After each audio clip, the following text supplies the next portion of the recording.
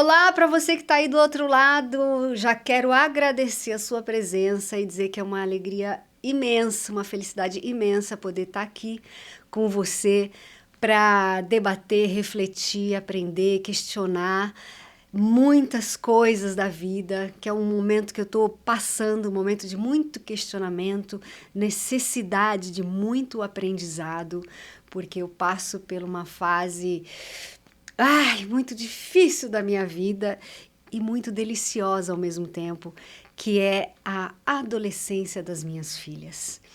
Então, este projeto, Pode, Não Pode ou Depende, este podcast, nasceu desta vontade. Este podcast vai ser muito interessante pelo seguinte, porque a nossa primeira temporada do podcast vai falar sobre a adolescência, por uma necessidade da mamãe aqui de querer debater esse assunto com vocês, trocar e aprender, né? Aqui não tá a Bianca, que vocês conhecem, muitos já conhecem, que faz os personagens nas novelas, os personagens no teatro, não, aqui tá a Bianca pura, inteira, querendo saber, querendo aprender, querendo se tornar um ser humano melhor, querendo trocar as minhas experiências com vocês para que isso possa de alguma forma chegar e ajudar e aprender com as experiências de vocês também aqui e dos nossos convidados. Ai, gente, nós temos convidados incríveis, incríveis, vocês vão amar todos eles, eu tenho certeza disso. Então fica com a gente aqui. Agora, você acha que eu tô sozinha nessa? Só eu e vocês aí desse lado? É claro que eu ia me cercar de uma pessoa que sabe muito de psicologia, ele é um grande psicólogo, ele é professor universitário, ele é especialista em gestão, de educação, de gente. Além de tudo isso, que é maravilhoso, e eu nunca ia ficar aqui com uma pessoa que não fosse assim, para mim, ele é o meu Guga Boy. É o Guga Menga, meu grande amigo, meu grande parceiro, que é o grande incentivador desse projeto, podcast. Ele foi a primeira pessoa que falou comigo, Bi, você tem que fala das suas coisas, vamos trocar, porque é importante, é legal, tem coisas interessantes para as pessoas ouvirem. E ele vem, ó. E aí nasceu por conta dele. E ele vai estar aqui com a gente em cada episódio para ajudar a gente a entender melhor essa fase, aprender. É muito questionamento, né, Guga? Nossa, e bota questionamento nisso. Eu quero agradecer a possibilidade de estar aqui com você. De fato, desde o início, quando a Bibita trouxe essa ideia, por uma inquietude dela, né, pela busca de saber mais, a gente foi pensando numa forma e aí formatou-se o Pode, Não Pode ou Depende. Cheio de questionamentos, e para a ciência do comportamento, muitas vezes é assim. Nem tudo é sim, nem tudo é não. Às vezes é sobre depende, né? E é dessa forma que a gente vai seguir essa temporada toda aí, cada episódio com um olhar sobre a adolescência, um questionamento específico sobre a adolescência, e eu tenho certeza que vai ajudar você que está aí em casa. Então tá, eu vou começar fazendo uma pergunta. Bora. A adolescência é o período mais difícil da vida? Como bom psicólogo, eu vou responder a sua pergunta com uma outra pergunta. Para você, Bianca, mãe de 2 adolescentes, a adolescência tem sido para você até agora o período mais difícil na criação delas? Tem. Gente, eu falo com todas as letras em maiúsculo. Tem sido, sim, a mais difícil. Mas mais difícil não por elas, assim. Eu acho que o mais difícil é porque você ser mãe não é algo pronto, né? A gente pode, eu nasci para ser mãe, as frases, nem sei se pode, não pode, ou depende de falar, mas, né, a intuição de ser mãe. E eu acho que, assim, na primeira infância, a gente encontra muito material de informação, né? Desde o primeiro mês até, sei lá, os 7 anos, assim, você tem muitos livros, artigos, é uma infinidade.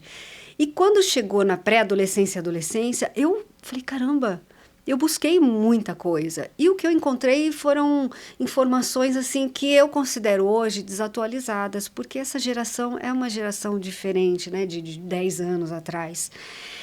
E isso sempre me me deixou assim questionadora, me colocou neste lugar de questionadora, porque eu nunca concordei com isso de que a adolescência é uma aborrecência. Por que que a gente tem que julgar os adolescentes assim? Vocês não são aborrecentes. Você que é adolescente que está aí do outro lado, você não é aborrecente. Você é um ser humano que está em evolução. E nós, pais, educadores e adultos que estamos do lado de vocês, temos sim a obrigação de, com a maturidade que nós adultos temos, de tentar compreender. Mas é difícil pra gente também. Não, você toca num ponto muito importante, né? Que deve ser uma dúvida da grande maioria das pessoas, porque a infância, o conhecimento mais científico sobre a infância, ele se tornou mais acessível. Então, a gente encontra com muito mais facilidade e as pessoas que não são da área conseguem acessar com mais facilidade informações desse período. Então, chega, né, na adolescência, né? Então, a infância é cheia de informações. Na adolescência, o que acontece é que, pela falta de acesso, a gente acaba caindo em muitas generalizações, como você falou. Rotulações sobre aborrecente, rebelde. E é importante a gente pensar que é um período muito complexo, com muitas variáveis. Então, o adolescente é muito mais do que um rótulo, né? E aí a gente já começa entendendo que, assim, via de regra, a adolescência ela é um período que é marcado por transformações tanto biológicas, então, que tem a ver com o próprio indivíduo, o organismo do indivíduo, né? Quando a gente fala dessas transformações, desses marcos, é que são ocorrências no organismo do indivíduo que não tinha acontecido até então. Como, por exemplo, a puberdade, né? Então, é uma fase onde há uma mudança física corporal muito grande, hormonal muito intensa. Então, isso gera algumas reações que não haviam antes. Além da questão biológica, além da questão genética, a gente tem questões sociais, né? É esperado do adolescente certos comportamentos. A escola exige algumas coisas, a estrutura familiar. Então, também existem mudanças que acontecem no ambiente desse indivíduo, né? Fora as questões culturais, ou seja, cada país, cada região vai estabelecer algumas características que são esperadas ou não para aqueles indivíduos. É por isso que, no Brasil, a gente entende a adolescência como o período que vai dos 12, aproximadamente, até os 18 anos. O Estatuto da Criança e do Adolescente estabelece essa faixa como a faixa da adolescência, né? Mas se você for para outros países, outros lugares, você vê que é considerado, às vezes, um pouco depois, um pouco antes, né? O tipo de exigência, as cobranças, então isso acaba mudando. Por isso que a gente vai falar aqui nessa temporada mais ou menos sobre esse período, né? 12 a 18 anos, o que se vive, o que se percebe, o que se sente e qual é o desafio para pais, mães, familiares, educadores, responsáveis, para poder lidar, né, com esses assuntos. Mas vamos com calma que tem muito episódio pela frente. Ai, cada episódio. Ai, que vontade de falar, porque a gente já gravou algumas, sabe? Assim, não, mas não vou falar não, vocês vão ter que ficar aí. E é importante, ó, vocês que estão aí, já manda suas perguntas. Isso. Já traz os seus questionamentos, porque aí a gente pode ir questionando ao longo da nossa temporada, trazendo as suas respostas, trocando com vocês, falando com vocês e, claro, curte, comenta, compartilha, manda para as pessoas. Conhecimento adequado é sempre importante, porque apesar das experiências serem individuais, a gente aprende muito com a experiência do outro. E é por isso que nesse primeiro episódio, o nosso convidado, a nossa convidada é ninguém menos que Bianca Rinaldi. A Bibita topou entrar nesse primeiro episódio sem saber o que ia acontecer, porque a intenção realmente é a gente poder trocar e aprender junto com você, já que o questionamento, né, sobre esse projeto todo veio de você. Então, quero matar a curiosidade de todo mundo que tá aí assistindo e saber, Bi, como foi a sua adolescência, assim? O que mais marcou na sua experiência ali entre os 12 e 18 anos? Nossa Senhora, tanta coisa, gente. Dos 12, tudo isso, dos 12 aos 18. Ai, eu não tive uma adolescência fácil. É? Não tive. E por quê? Eu não tive porque... Bom, eu tive o meu pai, né? Meu pai de criação até os 11 anos. E apesar... né, de ter dos 12 até os 18, eu acho que isso me fez falta, não ter a presença do meu pai. Eu acho que sem a presença dele, eu me sentia mais... E aí eu mandava em mim, sabe? Eu tinha mais isso, assim, mesmo com a minha mãe, coitada. Minha mãe, acho que ela sofreu muito comigo. Mas você falou do pai de criação, que é uma figura que esteve na sua vida até que idade? 11. Até os 11 anos. Depois só era você, sua mãe E minha irmã. Você, sua mãe e sua irmã. Eu e minha mãe e minha irmã. Sua irmã mais nova. É isso, que também era mais nova. E então, assim, bom, eu fiz ginástica olímpica desde muito cedo, o que tenho memórias maravilhosas dessa parte da minha infância, início de adolescência. Depois disso, dos 12 até os 15, que é o período que eu fiquei em São Paulo, porque depois eu fui para o Rio, né, quando eu ganhei para Paquita, mas esse dos 12 aos 15, que eu acho que foi uma época meio que de revoltinha minha, né, por conta da perda do meu pai, minha mãe ficar sozinha, eu ter mais liberdade do ir e vir na escola, de me juntar na turminha que eu achava que era a turminha mais descolada da escola, porque eu estava afim de ficar com um menininho de lá, e aí tinha uma menina que eu achava o máximo, que ela sempre mostrava muita confiança no que ela era, algo que eu acho que eu não tinha em mim. Mas a Renata Panzini, gente, será que ela Olá, vai... Renata, nunca me esqueço o nome dela, mas eu nem sei se era isso tudo na época, mas o que eu vi a visão dela, do que você enxergava. Nossa, era excepcional e lindíssima. Então eu queria ser amiga da Renata, eu queria ser um pouco do que a Renata era, porque eu não me sentia assim. Eu sempre fui uma menina, eu cresci com muito medo. Eu cresci com muito medo de incomodar, de atrapalhar. Eu não posso atrapalhar, eu cresci com isso. Ó, cuidado. Ó, cuidado que você vai fazer. Ó, se comporta na casa dos outros. Ai, não fala assim. Ai, não... Então... Isso veio da sua mãe? Isso era uma coisa da educação da mãe? Era da educação da minha mãe. Eu sei que ela me deu o melhor que ela pôde, mas eu cresci, assim, ouvindo isso. Porque eu acho que ela cresceu também. E depois... né? Então, eu não sei porquê, mas era isso, essa memória que eu tenho, sabe? De não querer incomodar, não querer atrapalhar. Eu me lembro até que na escola, uma vez, eu não falava as coisas, né? Não queria atrapalhar, incomodar, então não falava. Tinha um menino que queria me namorar, o Paulo. Lindo, menino bonito, mas não fazia assim o meu tipo. Era legal, mas eu não queria. Mas aí a Renata Panzini e os amigos daquela turma, pô, fica com ele, namora com ele adora você. Eu tava de olho no outro menino. Falei, gente, mas eu não gosto dele. Eu não... Ai, mas tente, experimenta, porque ele gosta tanto de você. Então foi tanta falação na minha orelha que eu falei, ai, tá bom. Olha. Isso era o quê? Que idade que era exatamente, assim, nessa época? Ai, caramba, é verdade, vai ter que falar a idade, né? Mas era o quê? Uns 12, 13, 14? Não, já era 14. Já era 14. Tá. E aí eu fui namorar o Paulo, e foi horrível a experiência. Eu andava com ele na escola, assim, primeiro que eu já tinha que ficar andando com uma pessoa do meu lado, que eu, né, não queria como namorado. Mas tá, então assim, foi um sacrifício aquilo pra mim, por que eu fiz isso? Fico pensando hoje, sabe, por que eu fiz isso? Eu não queria fazer. Eu não queria, e eu fiz, e todo mundo feliz, e eu não queria. Então, assim, as memórias que eu tenho dessa fase de escola, tirando a ginástica olímpica, que sempre foi maravilhoso, a fase da escola era esquisito, porque eu me colocava nesse lugar, assim, de não incomodar, não atrapalhar, né? Não era, assim, ser uma pessoa legal. Eu não tinha essa preocupação de ser uma pessoa legal, eu tinha essa preocupação do não incomodar. É como se você estivesse a todo momento se analisando, o que eu tô causando, o que eu posso gerar no outro. Tinha uma autocrítica já muito, muito presente nesse período da sua vida. Acho que era. Você chegava a se entender como uma adolescente tímida? Sim. Sim? Sim. Nossa, uma coisa que as meninas não passam hoje, né? Muita criança, assim, privilegiada, né? Que eu acho que elas estão num lugar de privilégio. Não passo. Que eu passava, e muita gente passa até hoje.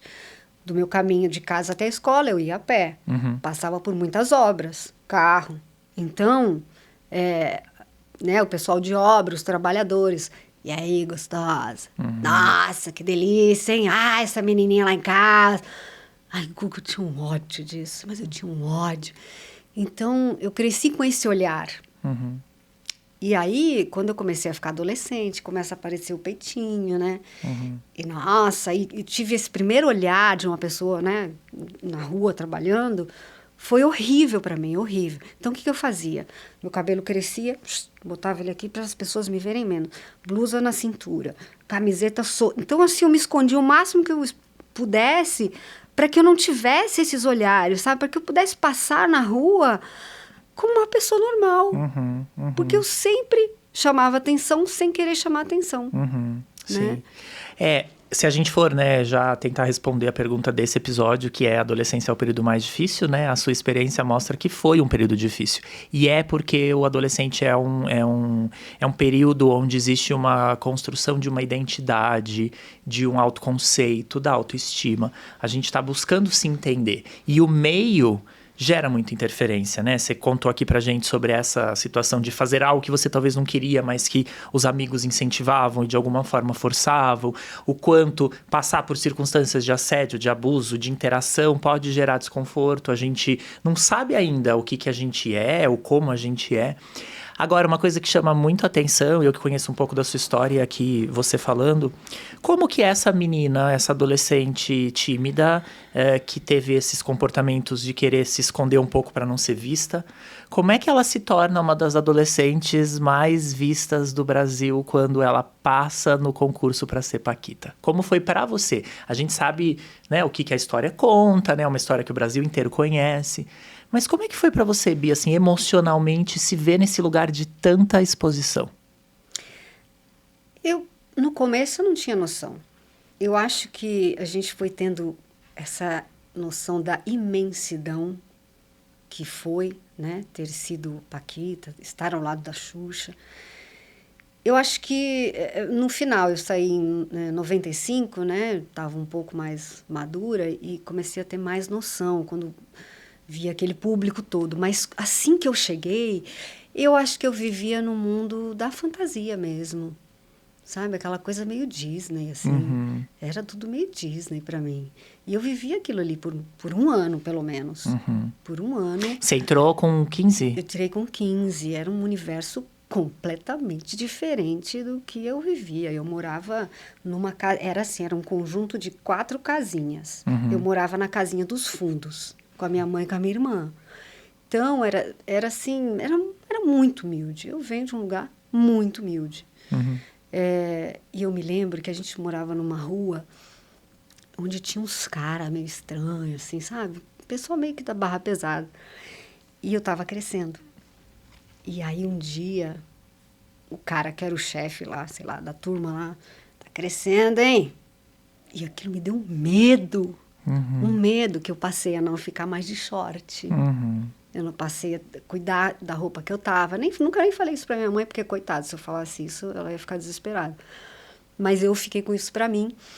E eu só pedi a Deus, Guga. Eu falei, ai, Deus, me ajuda de alguma forma a sair daqui, sabe? Dar uma vida melhor pra minha mãe, sei lá. Tira a gente daqui. Era meu Era o melhor desejo, amigo. era o sonho, era esse. E aí aconteceu disso, de repente cair no mundo da televisão com a maior estrela que o Brasil tinha, né? Tem até hoje, mas na época a Xuxa é rainha, né? Não é à toa que ela é rainha. E eu lá, do lado dela. E participei de um concurso, que modéstia à parte, né? Não deixar ela de lado, mas era um concurso muito concorrido, uma vaga muito concorrida, onde foram 7 mil meninas. E eu não tinha noção. Então, eu vivenciei aquele primeiro ano com uma magia, com uma alegria, com uma curiosidade daquele universo. Pô, fui dar meu primeiro autógrafo e escrevi meu nome inteiro, né? Então, eu vivi aqui. Depois é que a gente foi tendo noção dessa imensidão, mas eu não tinha noção da responsabilidade que isso me trazia. A não ser assim, quando eu via através da Xuxa.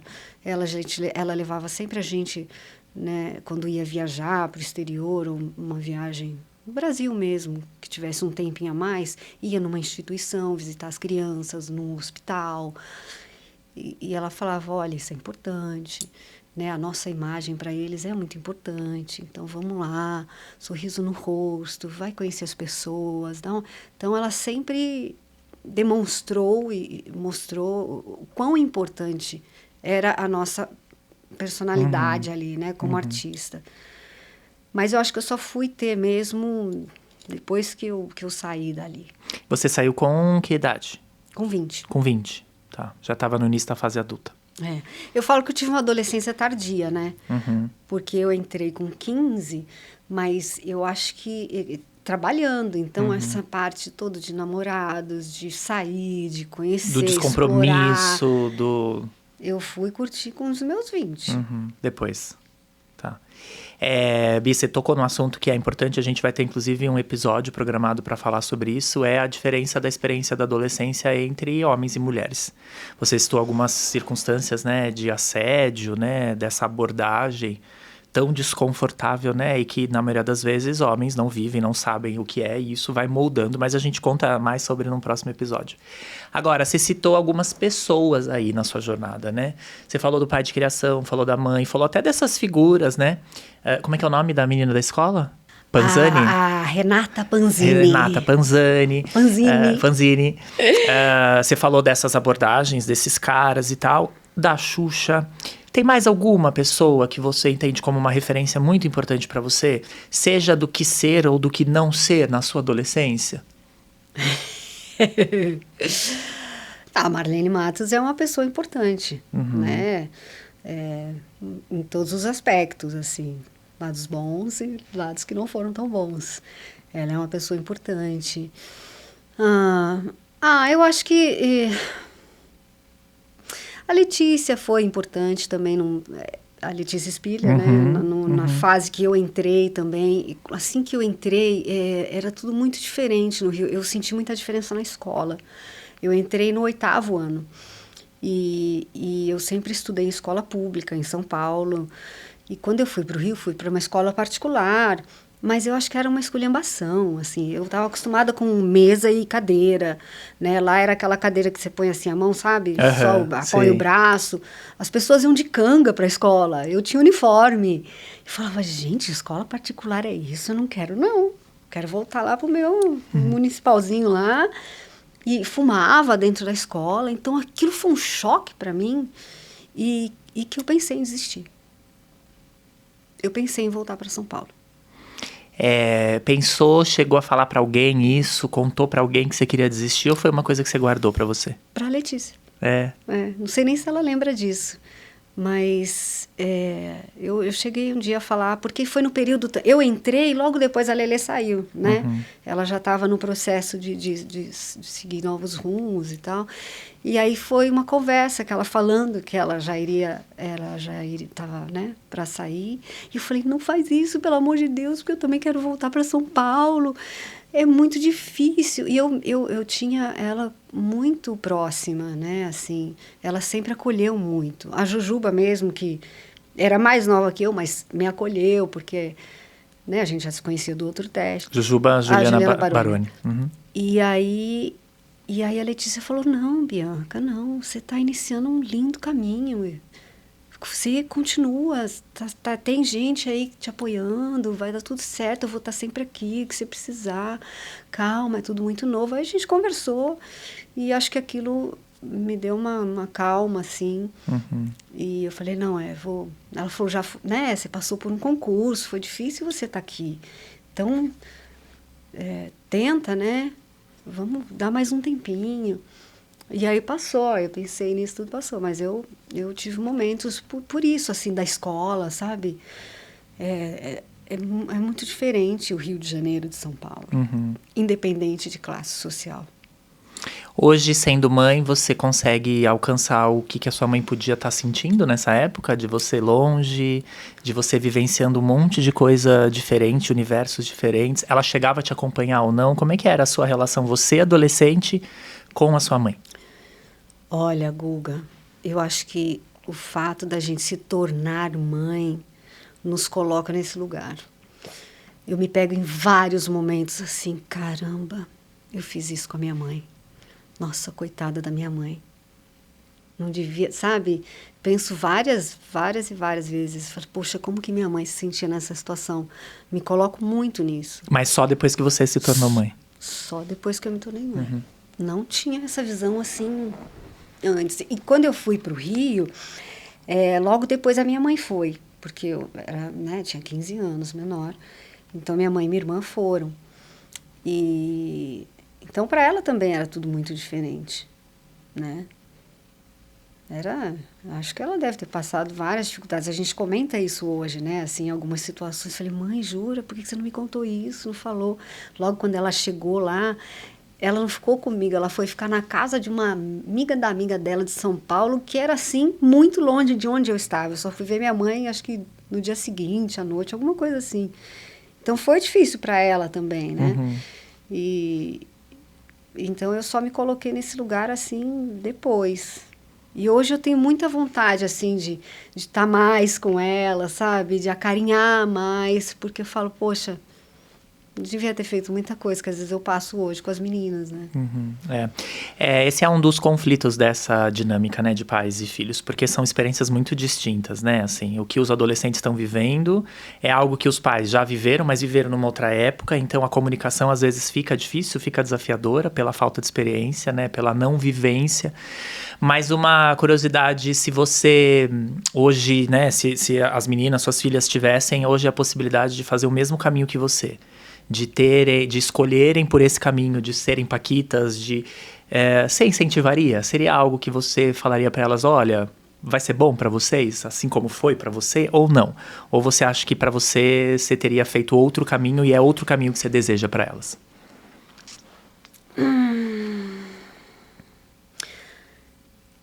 Não, se eu soubesse que é algo que elas gostariam de fazer, eu ia incentivar. E com a experiência que eu já tive, eu acho que eu tornaria a experiência delas talvez melhor no sentido da experiência que eu tive e de orientar certas coisas, né? Se cuide, se respeite, enfim, acho que pode fazer uma lista aqui de coisas para ter um dia melhor, uma experiência melhor de vida, né? Eu iria apoiar, com certeza. O que eu quero é que elas sejam felizes. Te faltou, você acha, essa orientação de se cuida, se proteja, se respeite? Ah, com certeza. É? Ah, com certeza. Primeiro que foi tudo muito rápido o que aconteceu. Não tive tempo para parar para pensar, nossa, vou para lá, nossa. E aí? Não teve esse assunto. E aí, agora? O que a gente vai fazer? Como é que vai proceder? Não, foi assim, fiz o teste, esqueceu. Passou, depois, quando chamaram, eu já fiquei no Rio.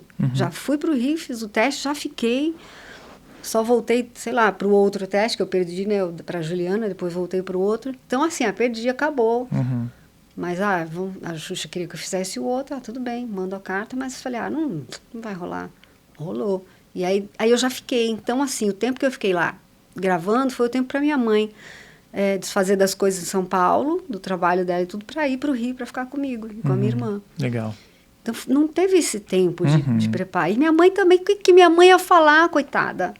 Gente, ela só assistia a televisão quando ela podia na vida, porque a mulher só trabalhava para sustentar a gente. Então, o que ela ia falar? Com certeza ela falou para mim, cuidado, minha filha, cuidado. Falou, cuidado, minha filha, que você vai falar, cuidado para não incomodar, cuidado para não atrapalhar. Não pode deixar. Eu lembro que eu ia para casa do meu padrinho, cuidado, e não fica. Aí eu chegava na casa do meu padrinho, que é irmão dela.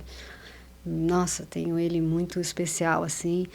E ele falava para mim, aqui é a sua casa. Que eu ia lá, padrinho, posso pegar um Danone na geladeira? Bianca, você está na sua casa, as coisas estão aqui para você. Se abre a geladeira, pega o que você quiser, faz o que você quiser. Não precisa pedir nada. Ele, né? Mas eu sempre fui assim, posso fazer isso aqui? Posso fazer isso ali? Posso? Né? Para não incomodar, não atrapalhar. Então, assim, minha mãe me alertou, falou, e tenho certeza que ela deve ter chorado muitas vezes sozinha, com preocupação por eu estar lá e nesse caminho que ela também não tinha domínio, né? Mas foi assim.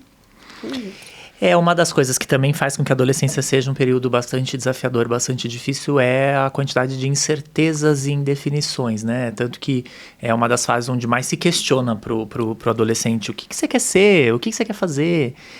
Como foi para você essas definições? O que você queria ser profissionalmente, na vida? E em que momento você optou e decidiu ser atriz? E aí, quando eu saí de Paquita, eu sabia que eu queria continuar no meio artístico. É o que eu queria. Porque eu já conhecia, já sabia que era bom, me fazia bem.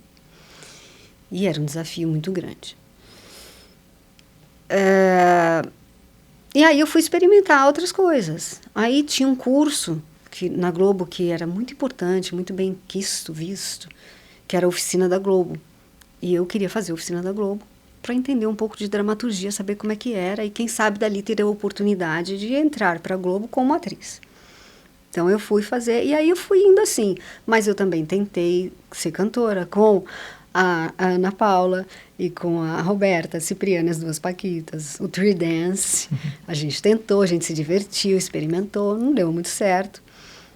E aí surgiu a oportunidade. Eu fui assim, Guga, eu fui tentando e foram surgindo as oportunidades. Eu não tive um traçado assim, sabe? Não tive um planejamento da minha vida profissional e do que eu ia fazer para ali. As coisas foram acontecendo.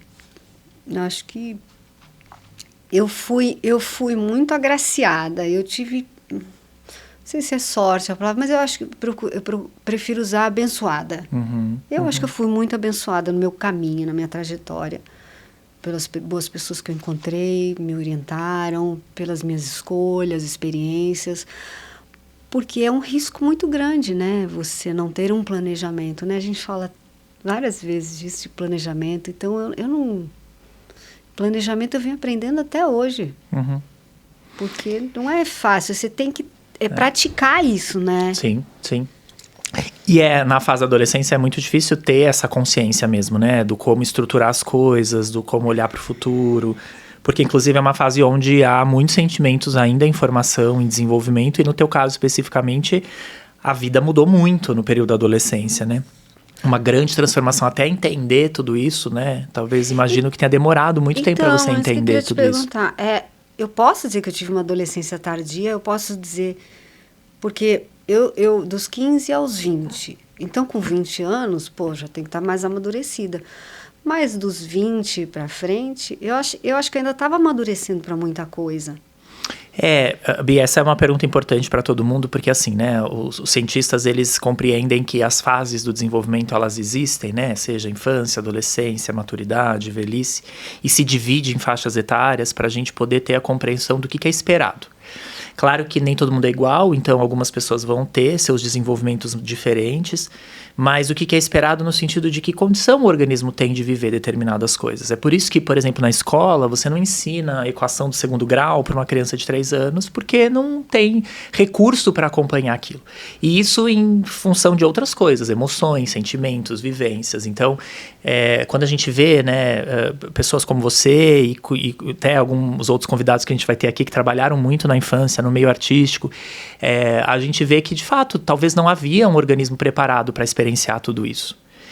E aí a gente acaba vivendo algumas lacunas, né? Faltou algumas vivências que talvez outros adolescentes estavam vivendo.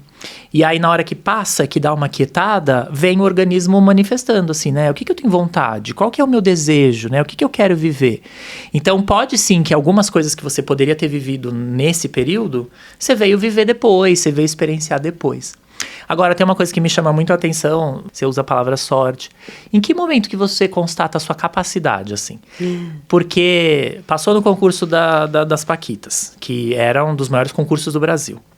Depois, né, que pelo que a gente vê é desafiador para todo mundo que tem um auge na adolescência, na infância, se manter, né, com referência. Você foi, construiu sua carreira de atriz, alcançou os primeiros lugares em diversos canais de televisão, protagonistas em muitas novelas. Então, imagino que não foi algo que caiu do céu, você precisou ir lá se provar, testar. Qual é o momento que a Bianca entende a capacidade que ela tem?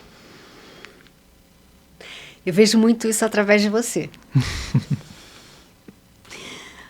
O Guga sempre foi assim, a pessoa que mais...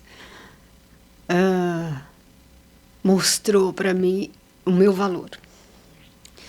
Eu acho difícil, sabe, falar assim da minha capacidade, falar de mim. Eu acho, não sei, é um lugar incômodo assim de, eu sou isso, sou aquilo, sou assim, eu sou assado. Eu não sei, eu tenho uma dificuldade disso, assim, desse reconhecimento.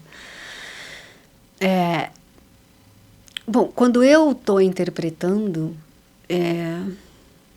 eu gosto do que eu vejo, sabe? Eu gosto dessa capacidade de domínio que eu consigo ter de fazer uma pessoa se emocionar através de uma cena.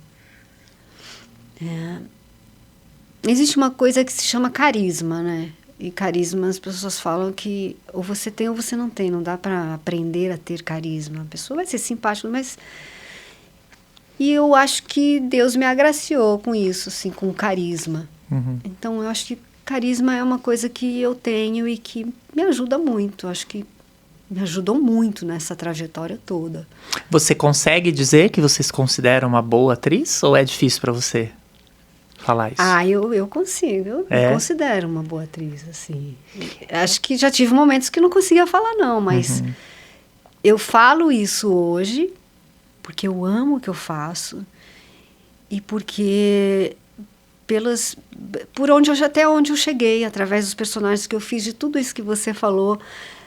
Se eu não fosse boa naquilo que eu estivesse fazendo, eu não teria passado por tudo que eu passei. Sim, sim. E aí, Bi, falando um pouquinho dos papéis, e você vai entender o porquê que eu vou falar disso, quando a gente pensa assim, né, você iniciando sua carreira no teatro, na televisão, começando em Malhação, depois volta em Malhação anos depois, no meio do caminho aí várias protagonistas, Pícara Sonhadora, Pequena Travessa, Escrava Isaura, Maria Samira de Mutantes, né? Bom, tantos outros aí que a gente vai ver, papéis desafiadores, de muita relevância, e aí chega um momento da sua vida que você decide ocupar o papel de mãe. Qual desses papéis foi mais difícil para você? Qual que é mais desafiador? Maria, mãe, com certeza. Mãe na realidade, né? Não na dramaturgia. É um papel 24 horas, né? Ai, gente do céu, cansa, né? Cansa. Cansa demais, mas é tão bom. Você falar assim pra mim, você faria tudo de novo? Eu faria. Com todos os sofrimentos, angústias, medos e questionamentos, raiva às vezes. Raiva às vezes. Mas com tudo isso, nossa, eu faria tudo de novo, porque desde pequena é algo que eu sempre quis. Você fala assim, qual o seu sonho de pequena? Esse era um sonho que eu me lembro que eu tinha, de ser mãe, de ter uma família. Então, sempre quis isso. E aí, falando dessa fase sua como mãe de adolescentes, as meninas estão com 15 anos. Qual que tá sendo o seu maior desafio, Bia? Assim, qual que é o incômodo, qual que é o desconforto, dúvida, insegurança? O que é que você sente nesse momento, assim, que você talvez não tenha sentido antes, nos anos anteriores com elas? É porque elas sabem mais do que eu, né? Hoje em dia, assim, elas estão numa fase que elas sabem mais do que eu, elas têm certeza absoluta disso. E tem muita coisa que realmente elas sabem mais do que eu. O que para mim não é problema. Não é problema mesmo, que eu acho maravilhoso eu sentir que não é problema. Eu ter a humildade desse reconhecimento mesmo. Essa geração tem coisas que eles sabem muito mais que a gente. Mas aí tem um conflito também, porque eu, no papel de mãe educadora, tenho essa função de orientar, de guiar, de bater um papo. Então, eu encontro essas dificuldades, assim. A dificuldade delas não quererem esse papo? Não precisa. Já sei. Filha, mãe, já sei isso, nem precisa falar. Não, então já sei. Você não tem... Ai, meu Deus, assim, essa dificuldade de querer conversar algo é um embate para mim, porque eu tenho que pensar, peraí, como é que eu vou falar isso? O que eu vou falar? Será que vai funcionar? Acho que assim vai, vamos tentar. Então, eu acho que eu estou num lugar que eu estou sempre me questionando para dar o próximo passo, para tentar acertar. Porque eu quero acertar, eu quero estar próxima, eu não quero me afastar delas, eu não quero ter uma relação assim, de que não se fala muito. Eu não quero trazer para as minhas filhas como foi com a minha mãe, que eu fui conversar abertamente com a minha mãe, ter um papo e falar depois de adulta, né? Não se conversava com a minha mãe. O que eu conversava com a minha mãe era assim, pedir desculpa, né, de algum erro, alguma coisa, por cartas. E com elas não, eu acho que eu estimulo muito o diálogo em casa, né? Porque eu não tive isso. E eu acho que tem que se colocar, tem que se posicionar, não pode ficar quieto, né? Então, eu acho que essa dificuldade de, ao mesmo tempo, estimulá-las a falar e se colocar, eu encontrar a forma de chegar até elas. Tá. Né? Esse tem sido um desafio. É um desafio diário. Diário. Dias funcionam, dias não funcionam. Dias funcionam, dias não funcionam. Mas a gente vai tentando, né? A gente não desiste. Eu não desisto. Eu Existe não desisto de nada da minha vida.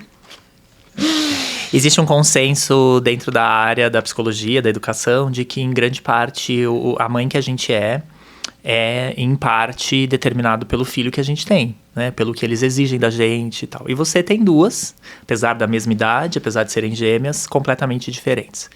Existem mães diferentes? Existe uma mãe de um jeitinho para uma e uma mãe do jeitinho para outra? Ou não? Ou você tenta aplicar o mesmo processo para uma e para outra? Como é que tem sido isso para você? O desafio das diferenças entre elas e das necessidades delas serem diferentes?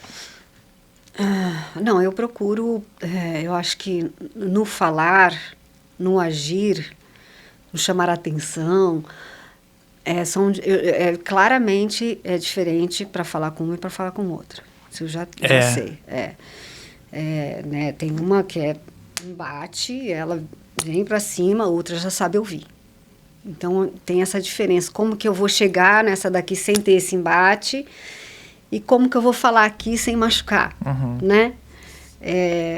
Então, essa parte, assim, eu já entendi bem, assim, dá para ver bastante a diferença. Agora, no nosso dia a dia, tem muita coisa que é para as duas. Não tem como. Não regras, dá. deveres, direitos, é semelhante às duas. Eu procuro, no máximo possível, não fazer nenhuma diferença, apesar que no olhar delas tem essa diferença, né? Com a fulana você não fala assim. Por que a fulana tem? Não, mas tem. Então, sempre tem assim, por que o outro é e eu não sou? Tem, não tem. E Bia, uma pergunta polêmica aí. O amor é igual? Ama igual? Claro! Eu não tenho a menor dúvida disso. Mas nossa, não tem como. Não tem como. O amor é o mesmo para as duas. É interessante essa pergunta, eu gosto de fazer sempre que eu tenho a possibilidade, porque a gente ouve alguns relatos, né, de que as relações são distintas e acaba estimulando sentimentos distintos e pode ser que esse sentimento fique mais aflorado para um filho do que para outro, né, então tem sempre esse questionamento, mas na sua experiência não é um amor igual, o sentimento é igual, as dores são iguais, sim, né. Eu sou louca por elas, eu acho que eu preciso trabalhar muito isso, assim, porque é muito amor, é muita... Não é obsessão. Não é obsessão. A gente vai ter uma convidada, né? Que a gente vai ver. Ali eu acho claramente uma obsessão, né? Eu não tenho isso, mas eu tenho um amor profundo, eu sinto uma saudade delas. Isso também, né, Guga? Que elas estão crescendo e as pessoas mais importantes, mais geniais, legais nesse momento, não são os pais. Né? Já deu para perceber, já entendi, já... Então, isso me dói. Eu tenho uma dor profunda, eu tenho uma saudade de ter elas assim, sabe? Ler um livro na cama antes de dormir, que a gente fazia, ver um filme agarradinho. Mãe, faz um carinho de cosquinha em mim. Então, eu morro de saudade desses momentos, assim, que não tem. Essa fase agora não tem. Então eu sou aquela assim, quando vem me dar um abraço, eu fico ali naquele abraço. Aproveita o máximo. Curtindo, muito obrigada, agradeço imensamente que tá me dando um abraço, um carinho. Eu falo, gente, que é isso? Que necessidade é essa? Então, eu acho que isso é uma coisa que eu tenho que trabalhar muito. Que assim. também é um desafio. Muito. Esse processo de desapegar, de desprender, de deixar ir. Você falar assim, você tem opção, você quer, você pode escolher, quer ou não quer? Eu acho que eu falo, não quero. Quero ficar ali. Uma última coisa ainda dessas questões das dificuldades, Bia, assim, você falou de uma experiência sua, da sua adolescência, você citou algumas circunstâncias, como a gente já comentou aqui, né, de assédio e tal. Esta é uma preocupação para você por criar filhas mulheres, assim? Como é que o ambiente vai ameaçá-las de alguma forma? E o que passa na sua cabeça, assim? O que é que mais gera receio, medo nesse sentido?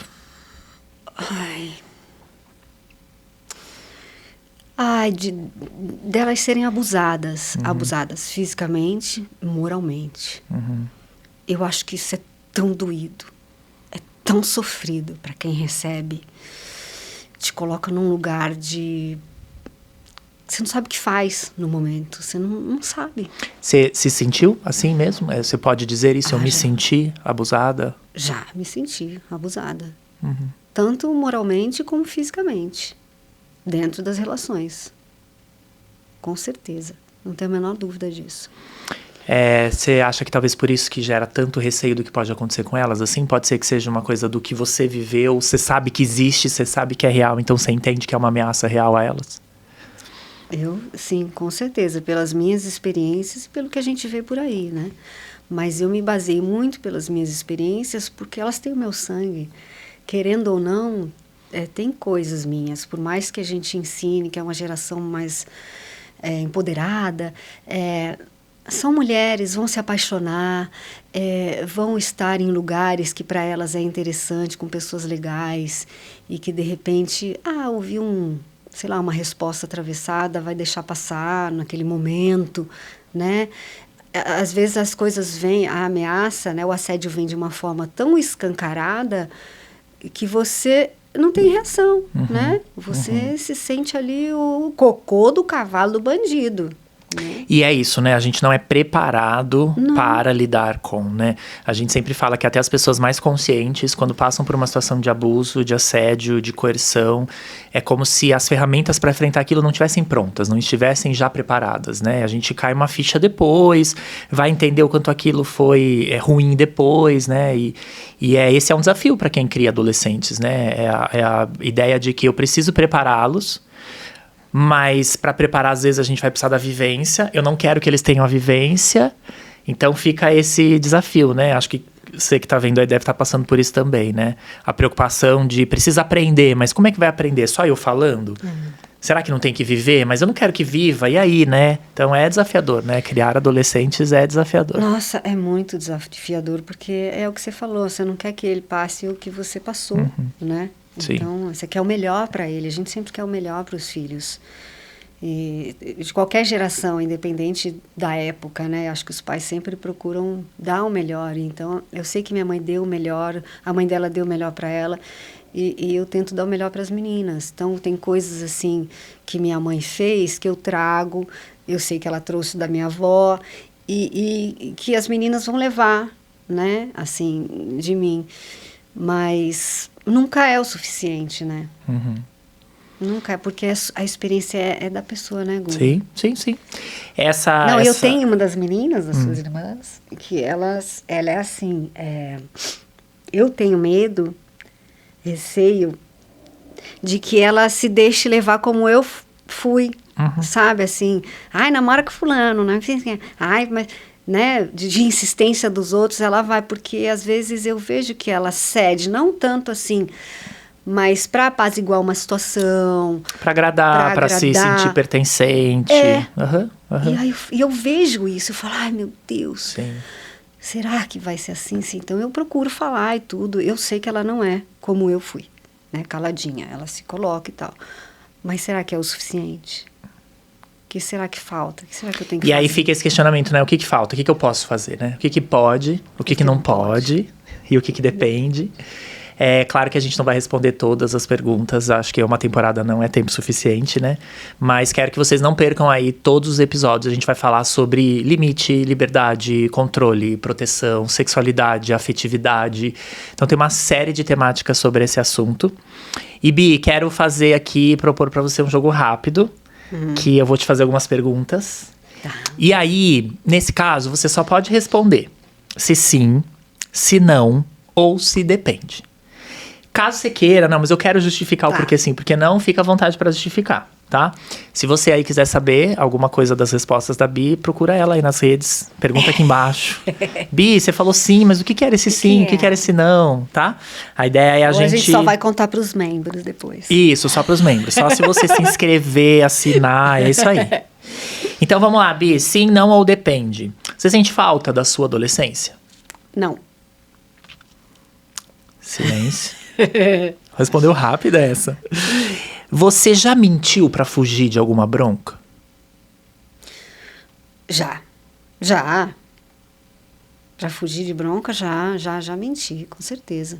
Tá. Não tô me lembrando agora, mas já. Você acha que as suas filhas mentem pra fugir de alguma bronca? Mas é claro, ou não, sim, não, ou depende. Não é. Sim, não ou depende? Sim.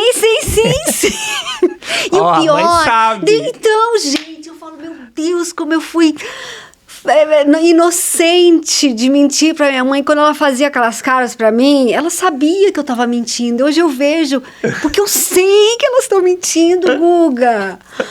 Ai, meu Deus. E isso faz a gente viver com desconfiança. Mas percebe o quanto a mentira, em alguns contextos, ela tem uma função, né? Assim, mentir é pra se proteger, é pra não receber alguma retaliação. Então, tem função social, então acontece. Bi, sim, não ou depende.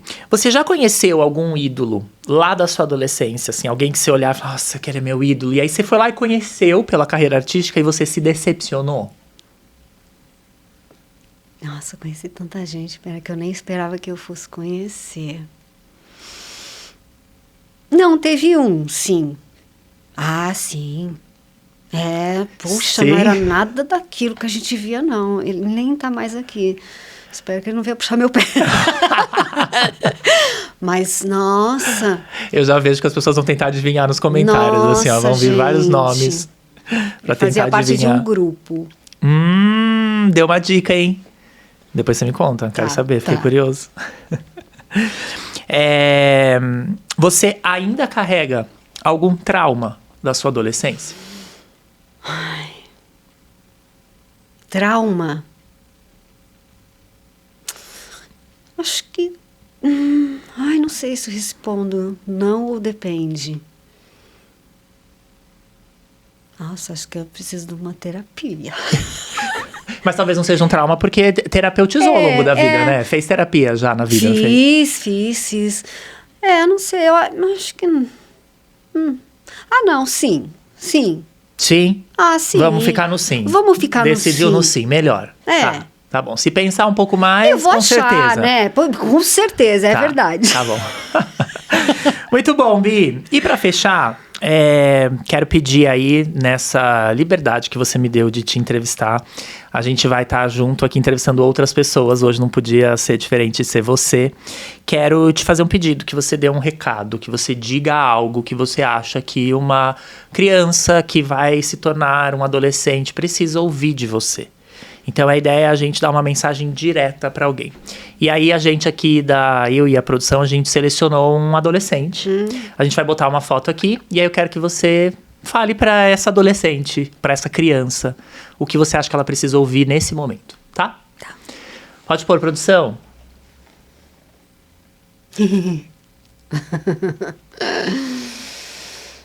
Ai. E aí, Bianca? O que esta adolescente precisa ouvir de você, assim? O que você acha que ela poderia ter ouvido? Que ela não ouviu, mas que você pode dizer pra ela?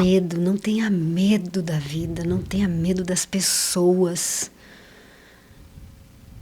Que carinha, né? Com um mundo pra ser vivido. Era tão ostrinha, tão... Ai, que medo. Não tenha medo. Você é incrível. É sim. Você vai descobrir depois. Que vai fazer assim bem na vida de muitas pessoas. Tenta descobrir isso antes. Tenta descobrir o teu propósito antes. Olha pra você. Olha para a pessoa que você olha no espelho. Se olha no espelho e veja quem você é. Encara. Encara, porque vale a pena. A vida é boa. As pessoas são boas. E cuidado para ninguém te machucar. Eu acho que assim, eu falo para ela, falo para todo mundo. Às vezes não dá para explicar, mas se alguma coisa vier para você e te incomodar no coração, se fala assim, não faz, não deixa, cai fora, respire e faz aquilo que te faz bem e viva, não deixa nunca ninguém tirar o seu sorriso. É isso. E eu da forma mais... Não fosse chorar no primeiro episódio? Para deixar a Bi respirar um pouquinho, eu quero agradecer todo mundo que assistiu, dizer que foi lindo ter nascido nesse projeto aqui com você, quero fechar com as minhas palavras, não só pedir para você assistir, compartilhar, curtir, mas quero dizer para você, Bi, não tenha medo. Não tenha medo. Só vai. Obrigado. Te amo. Te amo. Te amo profundamente. E amo vocês também, que estão aí do lado, desse outro lado com a gente o tempo todo. E eu estou muito feliz mesmo de estar realizando esse projeto e de poder, depois de muito tempo, assim, estar aqui compartilhando coisas que eu considero muito boas, mesmo sendo ruins, incômodos na nossa vida, na vida de quem vai sentar aí do outro lado para ser entrevistado, mas que com toda a generosidade do mundo vem aqui compartilhar suas histórias, para que vocês aí do outro lado, que buscam ser pessoas melhores, mais compreensivas, ser melhor para o outro e para você mesmo, para que vocês tenham o que nós, de repente, não tivemos. Então, esse espaço é para isso, é para essa troca, é para essa troca maravilhosa de informações e nos tornarmos seres melhores. Obrigada. E até o próximo. Tchau, beijo, tchau.